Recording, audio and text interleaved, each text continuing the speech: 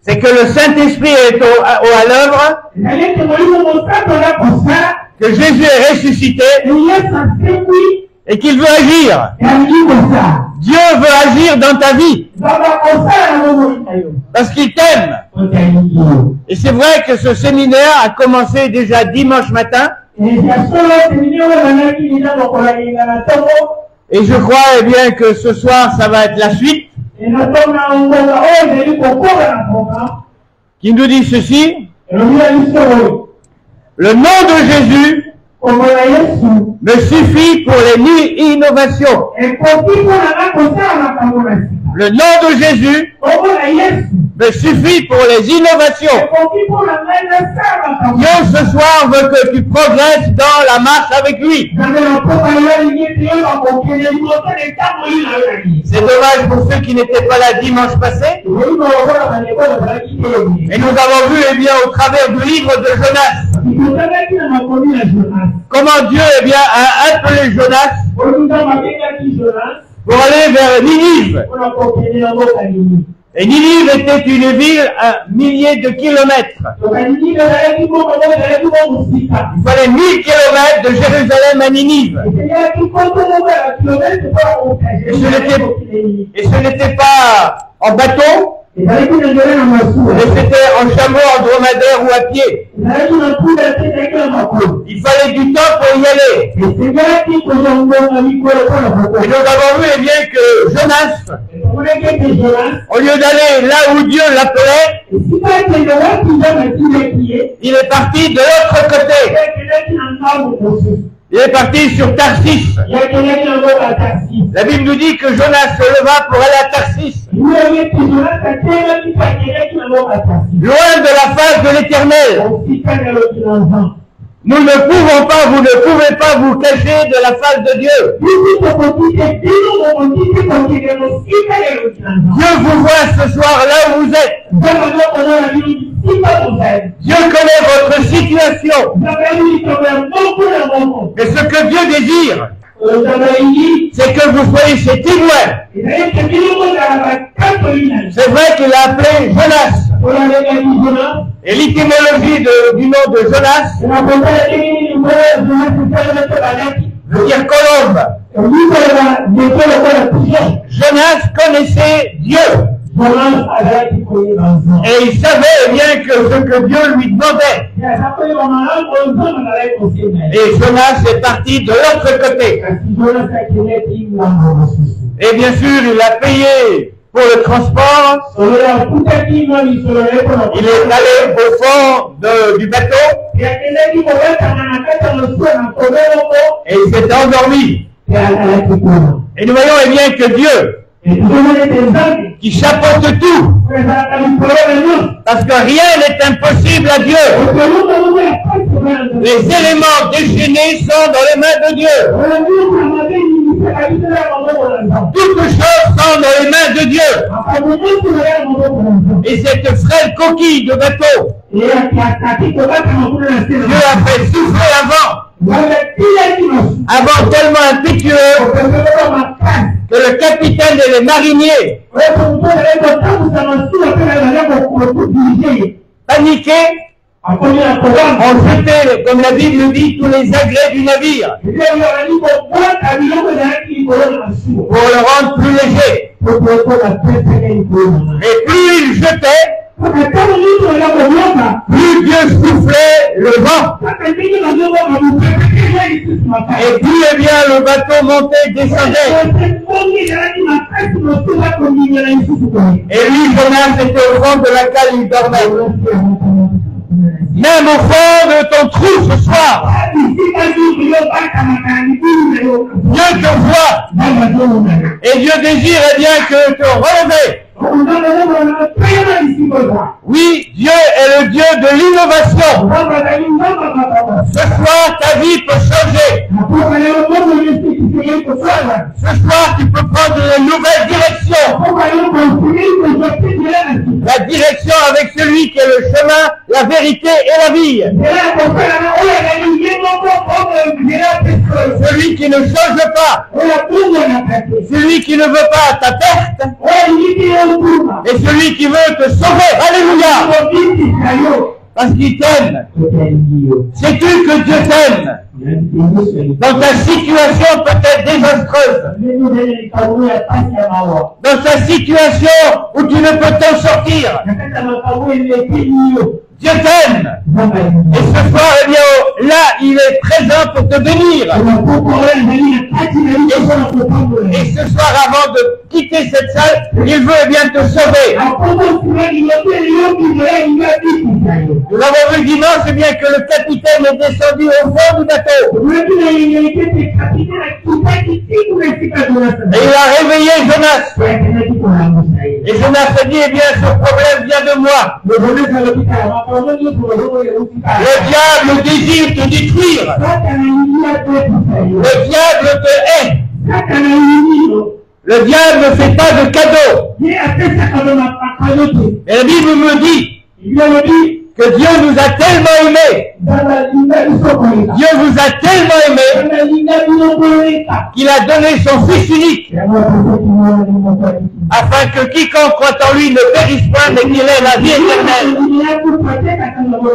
Dieu t'aime d'un amour éternel et il ne veut pas que tu périsses. La situation que le monde traverse.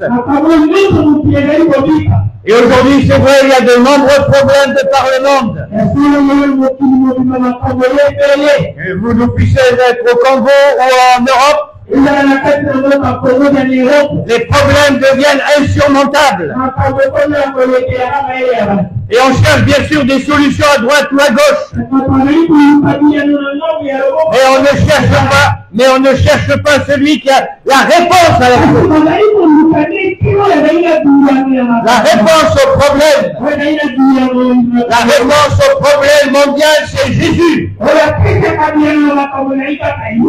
réponse à ton problème, que ce soit vie de couple ou autre, c'est Jésus. Le diable essaiera par tous les artifices de pouvoir te dire, eh bien, fais ceci ou fais cela. Et tu verras par toi-même, eh bien, que cela ne marche pas. Parce que la Bible me dit que sans Jésus, on ne peut rien faire. Sans Jésus, on n'est rien. Et ce soir, eh bien, il te tend les bras. Afin qu'il soit ton berger, ton ami, ton confident. Alors bien sûr, Jonas est précipité. Et il est au fond, il est dans la mer. Même s'il était un bon nageur. Il savait lui-même qu'il allait périr. Mais Dieu, dans sa bonté, dans sa miséricorde, fait venir un grand poisson. Et ce soir, il y a plus qu'un grand poisson. Il y a le sauveur de l'humanité. Alléluia. Il y a Jésus qui est là. Parce que Jésus est ressuscité des morts. Jésus est ressuscité des morts. Et il est à la droite de Dieu. Et il intercède pour chacun d'entre nous. Il intercède pour chacun d'entre nous. Et lui-même a dit que là où 2 ou 3 sont réunis en son nom, je suis là. Jésus est là. On ne le voit pas.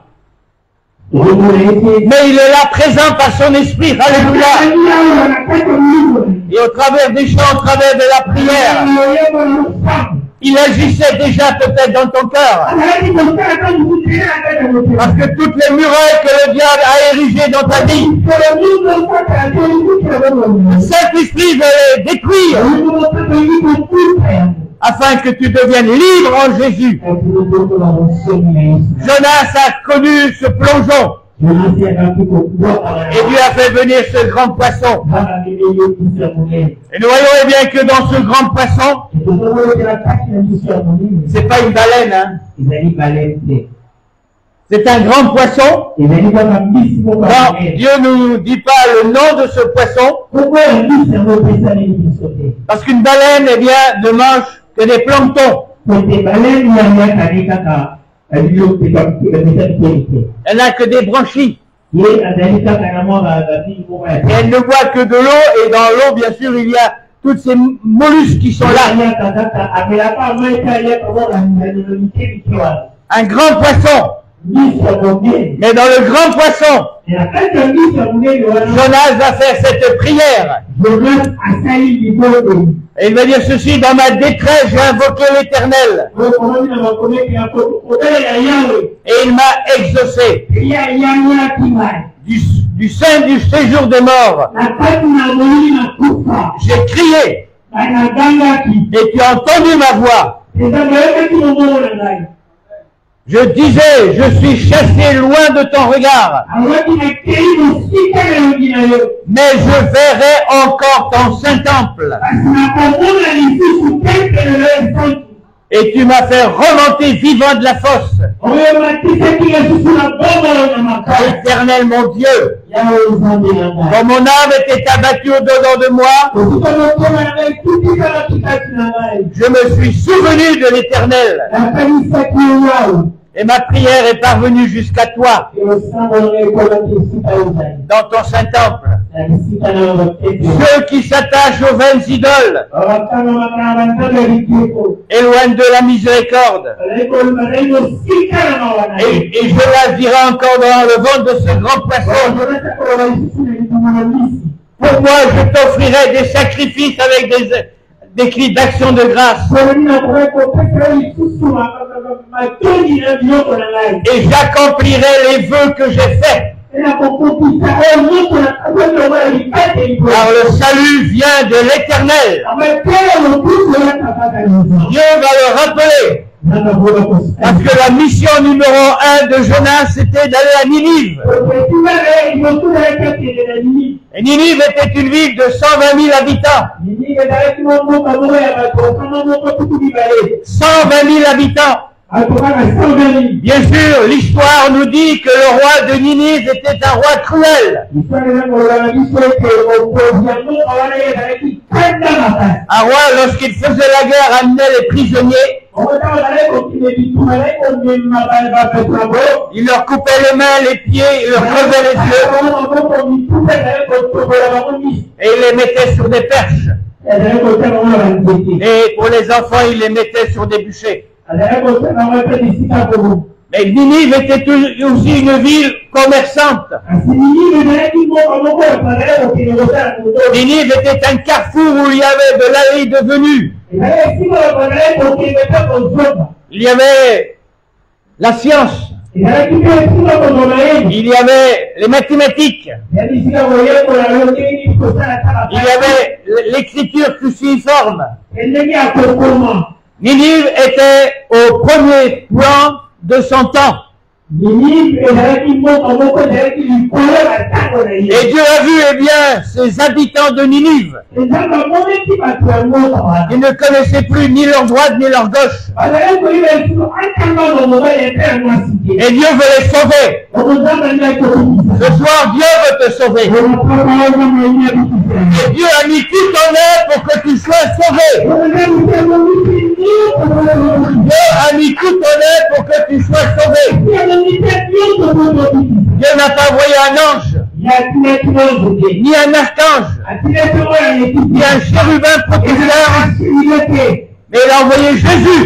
Et la Bible nous dit que par seulement le nom de Jésus, tu peux être sauvé. Dieu a donné un seul nom par lequel les hommes peuvent être sauvés.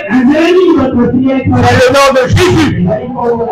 Et Dieu donne le message à Jonas. Encore 40 jours et Ninive sera détruite. Mes amis, ce soir nous sommes à l'heure des grands événements. Si, eh bien, Dieu n'intervient pas dans les situations mondiales, le monde va à sa catastrophe. Mais si le monde va à sa catastrophe, il y a aussi ceux et celles qui sont sauvés. Alléluia. Et eux ne connaîtront pas la catastrophe parce que Jésus viendra les chercher. Et ça est une réalité biblique. Les hommes de science ne l'imaginent pas. Les hommes politiques ne pensent pas à cela. Mais ce que Dieu a dit est la vérité. Ciel et terre passeront, mais ma parole, elle demeurera. La parole de Dieu, elle est immuable. Elle ne change pas. Parce que la parole de Dieu est Dieu. Alléluia.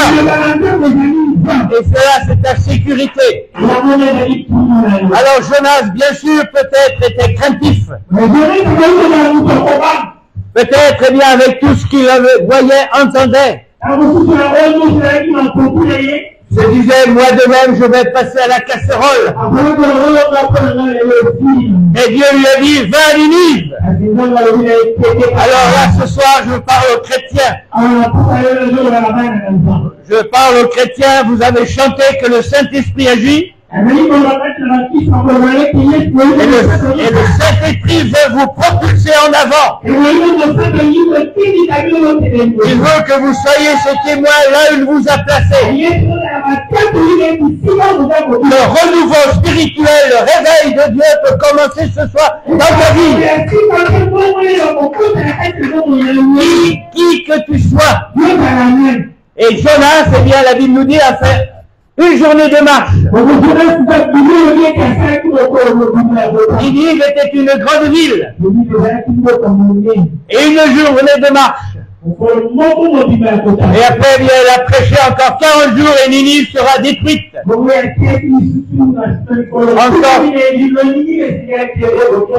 Encore 40 jours et Ninive sera détruite. Jonas ne s'attendait pas à la réaction des Ninivites. Parce que Dieu, lui, veut le salut des hommes. Et Dieu aimait les Ninivites malgré leur cruauté, malgré leur péché, malgré l'abandon, eh bien, de la seigneurie de Dieu. Car les Ninivites adoraient des dieux de bois, de fonte, d'or et d'argent. Mais tous ces dieux de bois, de fonte et d'argent ne pouvaient pas eux-mêmes intervenir, ils n'avaient pas le vie. Et Dieu est bien épris d'amour, de miséricorde. Voulait les sauver. Et ce soir, Dieu veut sauver cette contrée, cette région, ce pays. Alléluia. Parce qu'à Dieu, rien n'est impossible. Un seul homme peut changer l'humanité. Peut-être ce soir es-tu dans la crainte, dans les limites.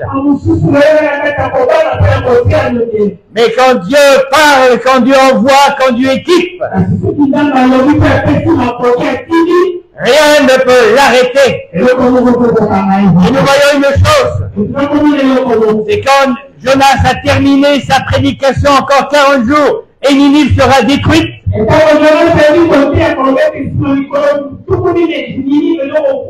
Jonas est parti se faire une petite cabane.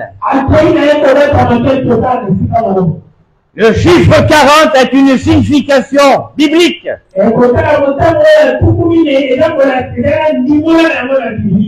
Pour Israël, ils ont marché 40 années dans le désert. Pourquoi ils ont marché 40 années dans le désert? Parce qu'ils étaient incrédules, désobéissants. Et ils ont marché pendant 40 années dans le désert. Mais la sollicitude de Dieu, eh bien pendant 40 années, la manne est venue sur le peuple d'Israël. Malgré leur méchanceté et incrédulité, Dieu les aimait et Dieu voulait qu'ils réalisent. Et la manne, eh bien, venait chaque matin. La manne, c'est comme des graines qui sont enrobées de miel.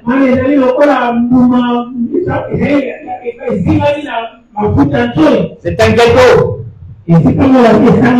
Et les mamans israélites devaient sortir de leur tente et ramasser.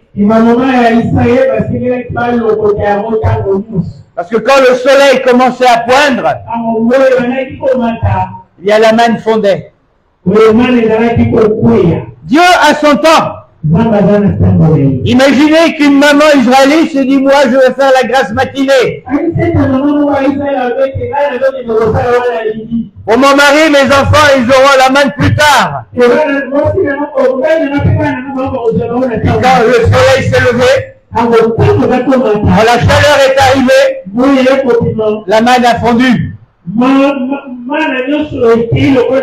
Elle pourrait aller avec les sons, tout ce qu'elle voulait, mais tout avait disparu. Il y a un temps pour toi ce soir. C'est le temps de la grâce. C'est le temps de la délivrance. C'est le temps du réveil. C'est le temps de la bénédiction. Parce que c'est le temps de Dieu. Alléluia. Parce que demain ne t'appartient pas. Ce soir, c'est jour de grâce. Ce soir, c'est journée de bénédiction. Alors, bien sûr, elle aurait pu aller voir ses voisines. Mais croyez-vous eh bien que les autres leur ont donné? On ne sait pas. Le salut est personnel. N'oubliez jamais que le salut est personnel.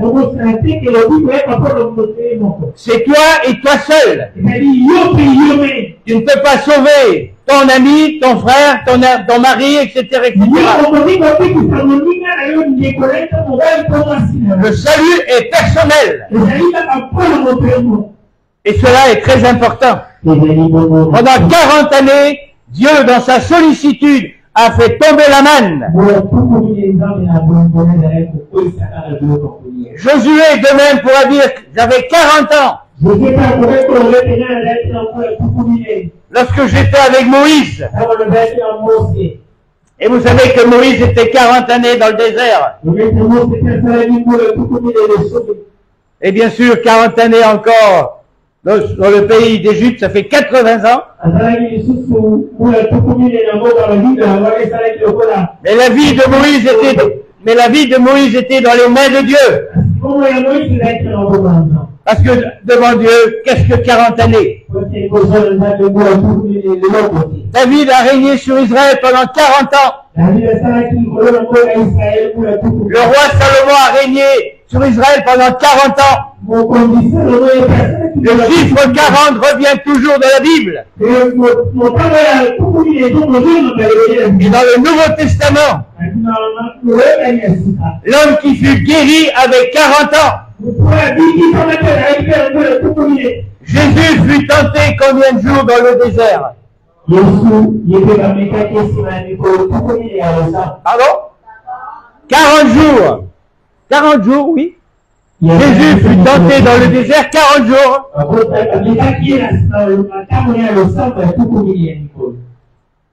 Et la flagellation, l'apôtre Paul pourra dire, j'ai reçu 40 coups, moi un. Nous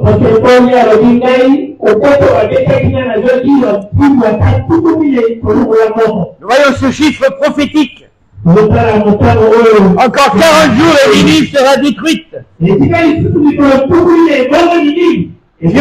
Dieu donne toujours une possibilité à sa créature de pouvoir être sauvée. Et ce soir, Dieu te donne la possibilité de changer de vie, de changer de direction, Et le réveil va commencer dans ta vie. Parce que quand le Saint-Esprit agit, alléluia, il change tout, il transforme tout. Il fait tout à merveille. Et nous voyons bien que le message de Jonas a été entendu par les Ninivites. Et même ce message a été entendu par le roi. Imaginez l'importance du message que Dieu avait donné à Jonas.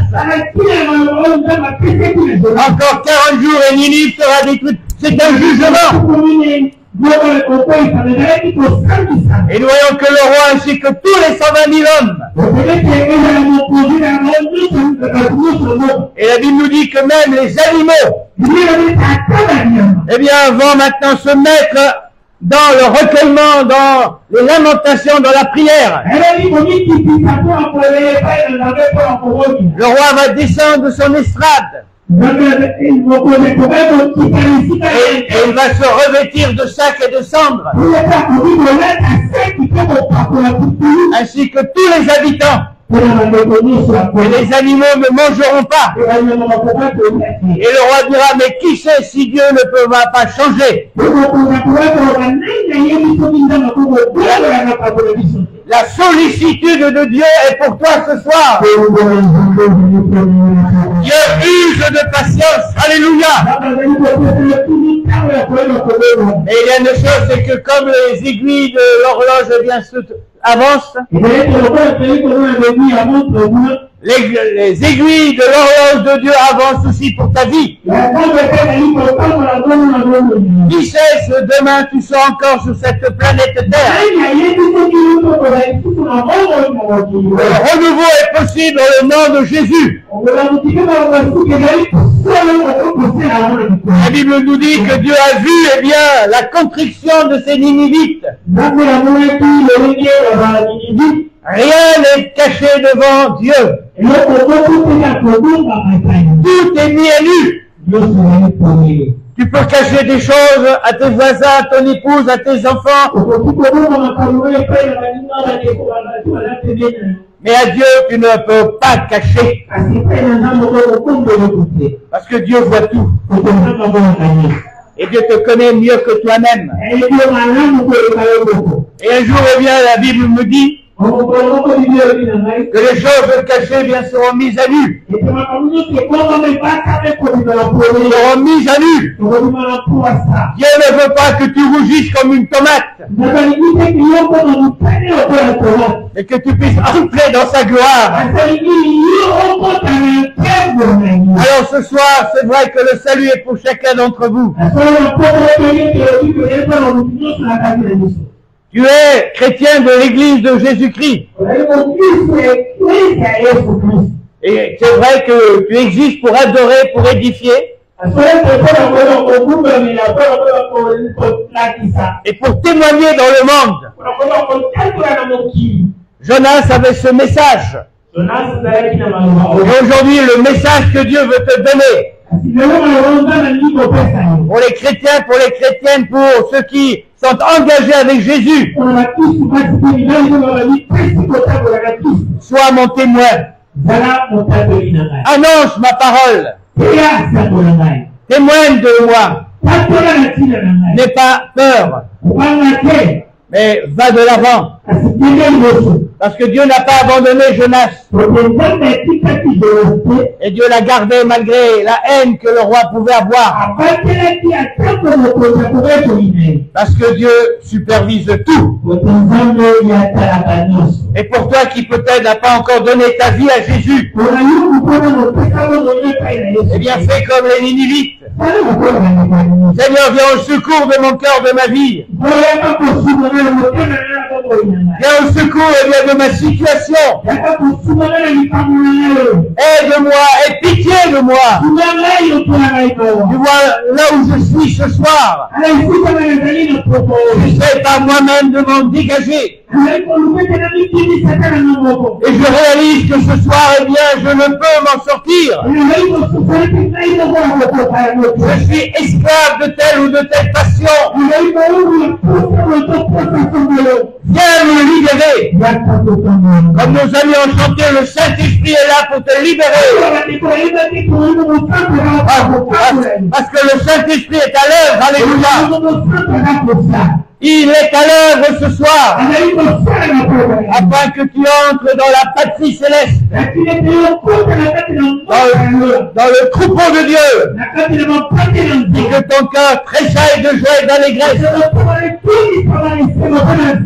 Je peux m'imaginer un moment, quand les 40 jours ont passé, et que rien ne s'est passé sur Ninive. Le roi pouvait sauter de joie. Les habitants pouvaient sauter de joie. Parce que Dieu leur a pardonné. Celui qui se repent, Dieu met le péché au fond de la mer. Il ne s'en souvient plus. Certes, c'est vrai qu'en l'an 612, Ninive a été détruite. Mais pendant ce temps, eh bien, ces hommes et ces femmes ont vécu sous la protection de Dieu. Et ce soir, eh bien, le Seigneur est là pour te bénir. Je veux que cela change dans ta vie ce soir. Est-ce que ce soir tu veux mettre tes pieds dans l'empreinte des pieds de Jésus? Est-ce que ce soir tu veux dire Seigneur, prends ma vie? Est-ce que ce soir tu veux lui dire Seigneur, eh bien je veux te faire confiance? Peut-être j'ai une religiosité, mais je n'ai pas la vie que tu veux me donner. Je te connais peut-être verbalement, mais je ne te connais pas comme mon ami, comme mon père, comme mon Seigneur, comme mon maître. Je ne veux pas avoir un langage religieux, mais je veux être une nouvelle création. Je veux être une nouvelle créature. Je veux être un jeune homme, une jeune femme, un homme, une femme nouvelle, nouveau. Seigneur, ce soir, tu me connais. Merci parce que tu n'es pas là pour me condamner. Dieu n'est pas là pour vous condamner au travers de Jésus. Il est là pour vous recevoir ce mal. L'évangile, puissance de Dieu pour le salut de quiconque croit.